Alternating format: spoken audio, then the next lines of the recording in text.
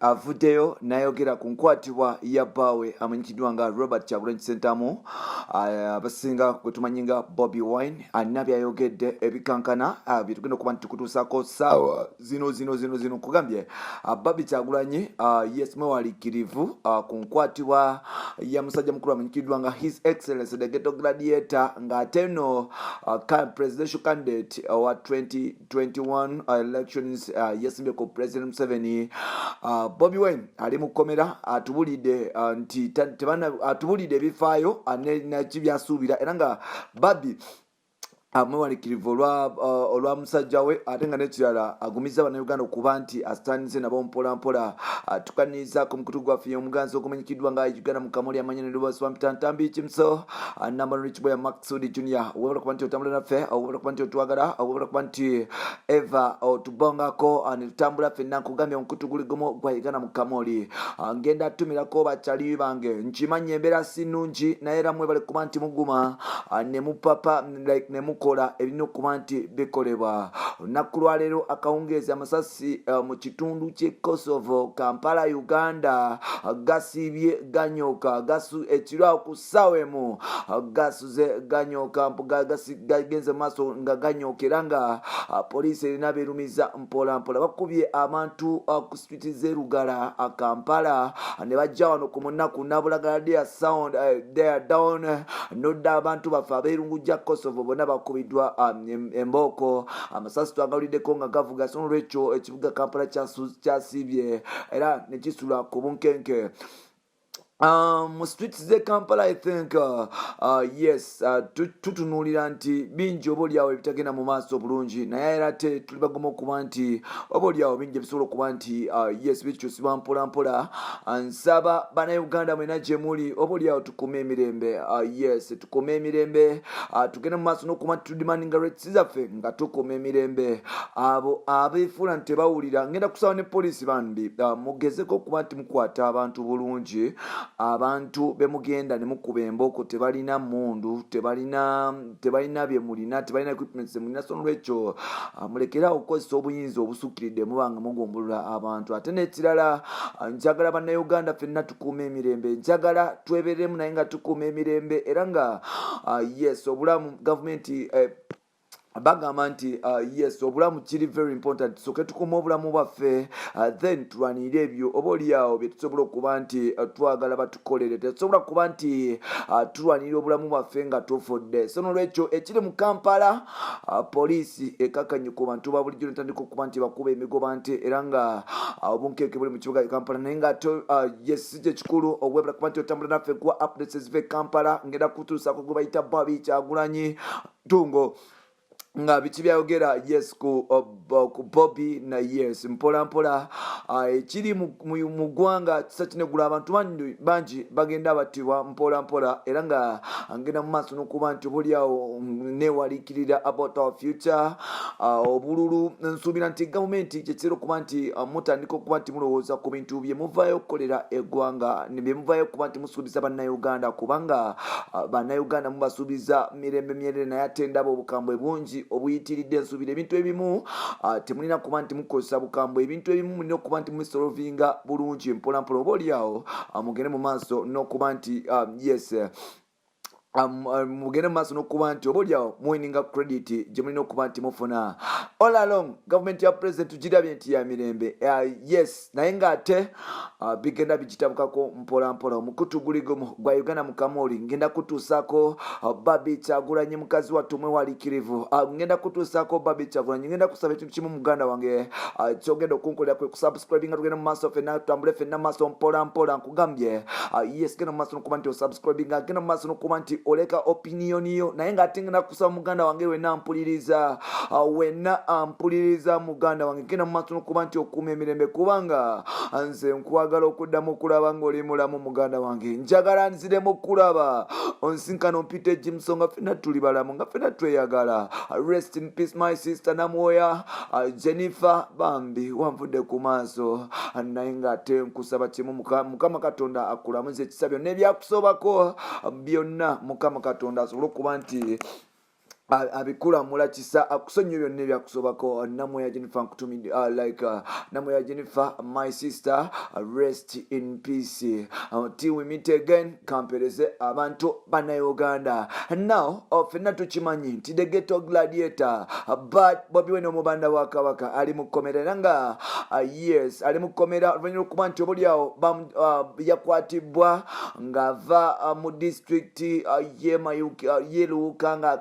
proceedinga agezako kudda mu Kamuli district gy'abadde alina okuba nti akuba olukuŋŋaana. Kamuli district atakimanya ali mu Eastern Uganda Busoga region. Bobi Wine gy'abadde ayolokedde okuba nti agenda kuba olukuŋŋaana okuba nti obuliawo aperezida abantu be bamuwe akalulu. Wano nno kigambibwa okuba nti poliisi yalinye egere mu nteekateeka ze nga kigambibwa okuba nti obuliawo omukulu ono teyasobodde kuba nti maintaininga ze bayita SOPs era nga Bobi Wine yabadde ne crowd y'abantu bangi. Wano nno gavumenti yatandise okugamba nti obuliawo Bobi Wine agezako okuba nti asiiga ekirwadde kya COVID-19 mu bantu baayo era nga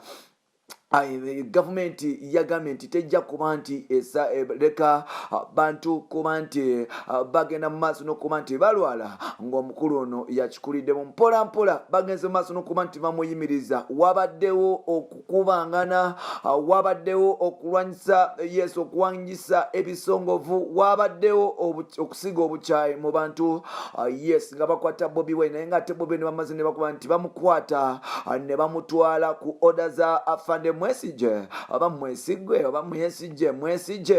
ne bamukwata ne bamutwala yes Nalufenya mu Jinja prison. Nalufenya ku mulembe gwa General Kale Kaihura Nalufenya yafuuka nga Nalufenya nga bakutuusa simanyi nti oddamu kuba nti otulina langu ejjukira simanyi oba Bobi Wine asobola okuddamu okuba nti atuula mpola mpola olunaku olwabadde kuva jjo Babi avuddeyo n'agamba omukutu gwa BBC n'agutegeeza nti tebanaba kuba nti balaba ku Bobi Wine era nga emitima gyabwe mwewaliikirivu era nga Babi agamba nti mwewaliikirivu nti one time mu Arua bakwata musajja mukulu amanyikiddwa nga Bobi Wine ne bamukuba era nga bagenda okumutuukako nga tasobola kutunukibwako era bamuddusa mu ddwaliro. So olunaku lw'amaanyi ennaku zize ezigwamu nga talaba ku bbaawe kitandika okuba nti kimwewaliikiriza era nga agambye nti naye ate mugomo kubanga olalongo babadde babiteesako nebbaawo kuba nti obuliawo balwezinga apa muloboozi ag'omuntu wa wansi ag'omunnayuganda era nga bagezako okuba nti balwanira freedom ya munnayuganda. So lwekyavuddeyo n'agamba nti ye mugumu nnyo okuba nti yadde nga bbaawe bambi bamukutte era nga atasobola kuba nti amuaccessinga agamba nti talina buzibu mugumu nnyo ddala naye nga ate yes mwewaliikivu kuba nti obaoliawo tamanyi bisobola kuba nti bimutuukako mpolampola. Yagenze mu maaso n'okuba nti ategeeza nti bambi yes yagenze mu maaso n'agamba nti yes mwewaliikirivu olw'abantu abagenda mu maaso n'okuba nti bakwatibwa, mwewaliikirivu olw'abo abantu abagenda mu maaso n'okuba nti bakuba mu ggwanga n'okuba nti battibwa era avudde n'agamba nti family bantu 10 abattibwa mu kibuga Kampala. Bobi Wine kwatibwa tamanyi famire zaabwe ziyimiridde era nga agamba nti mwewaliikirivu olwa famire ezo olw'okufiirwako abantu baabwe, abantu abavudde waka nga tebasuubira kuba nti basangayo olutalo gye bagenze okolera, abantu bavudde waka okuba nti bagenze kukola bulungi wabula ne bagwa mu ambushe. Obulamu bw'abantu bwagenze era Babi agamba nti si musanyufu mpola mpola. Babi yagenze maaso n'okutegeeza omukutu gwa BBC era n'agugamba nti husband we oba bbaawe si yekka atulugunyizibwa mu byobufuzi bya Uganda nti bangi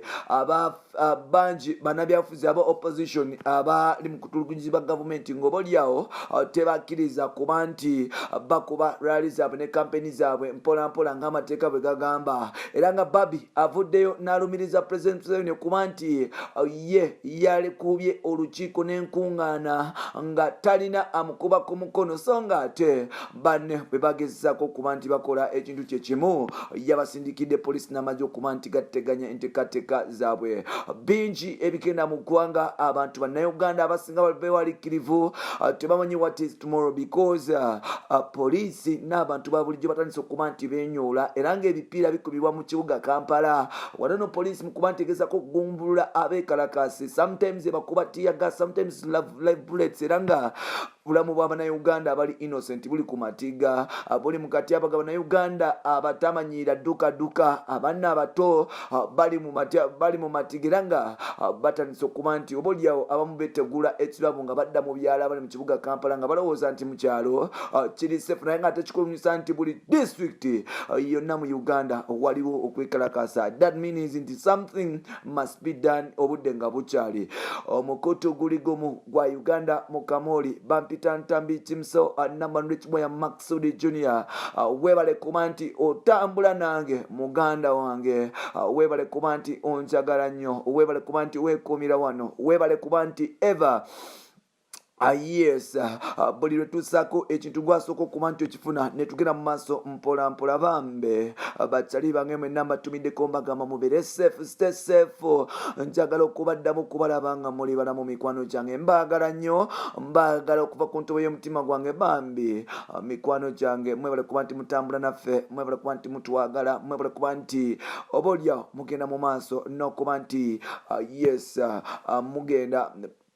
n'okuba nti mutuwuliriza mpola mpola. Big up on yourself till next episode. Bye bye.